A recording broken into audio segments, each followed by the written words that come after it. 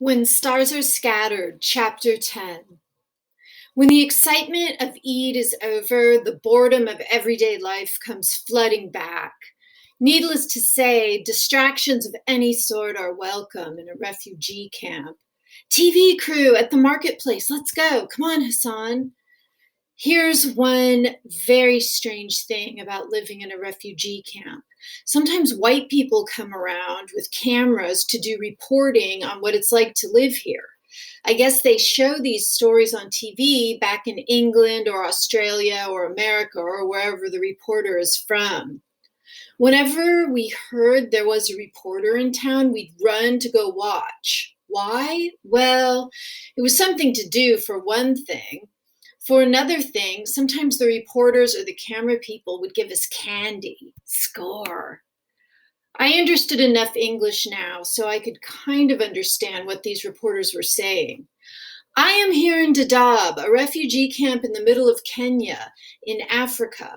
Dadaab opened in 1992 as a temporary refuge for Somalis fleeing the civil war in their country.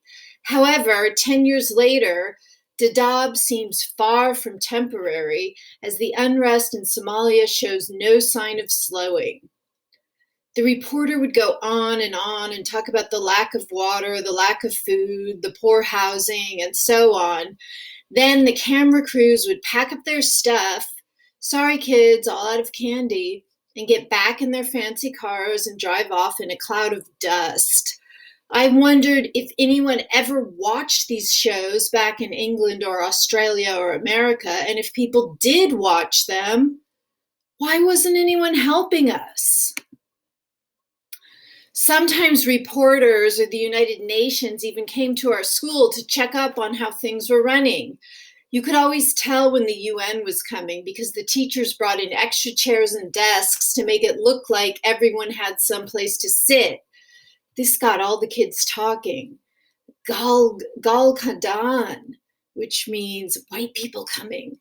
Then the teachers confirmed it. Gulp, slap. Tomorrow I want your clothes to be spotless. If I see so much as a speck of dirt on your trousers, you will get it. Understand? The next day, we recited our lessons very carefully. No one dared to misbehave during class, even though it would have been really funny to see our teachers' faces if we did. On this particular visit, a white lady got up to talk to us during English class. Hello, pupils. My name is Susanna Martinez, and I am a social worker with the United Nations. I came all the way from Spain to work with kids here in Dadaab. You are all strong, resilient children, and I see so much potential in this room. I hope you'll keep up with your studies. If you have any problems at home or at school, you can always talk to a UN officer.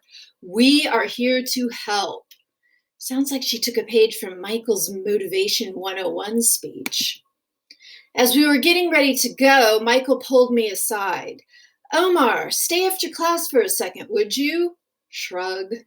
Ms. Martinez, this is Omar, the student I was telling you about.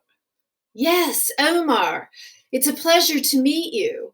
Michael has told me about your family situation. He says you're a hard worker and that you'd like to be a social worker with the United Nations when you grow up. Is that right? Yes, ma'am. My dream seemed kind of silly now. Here was an actual social worker with the UN, but she had clean clothes and nice shoes. I felt extra shabby next to her. It's hard enough keeping up with your studies as a refugee. I imagine it must be even harder for you without parents and with a younger brother to support. If you ever need anything at all, I am here to help. I want to be a friend to you if you need it. Yes, ma'am. Thank you, ma'am. Michael is going to keep me updated on your work at school, and who knows, maybe we'll be coworkers someday. What was that about? Oh, another Motivation 101 talk. She seemed nice and like she really meant what she said, but I also knew the UN workers lived in a big compound with big walls to protect them and electricity and running water. I knew they drove around the camps in big fancy cars. And what does she really know about being a refugee? School went on. I joined the debate team. That was fun because we got to debate against other middle schools in Dadaab in the other camps. Mostly we debated things like the human rights of the refugee and why education is important for boys and girls. Really, it was just a way to practice our English. Life takes on a routine, and day after day, everything stayed the same. Go to school, care for Hassan, do my chores.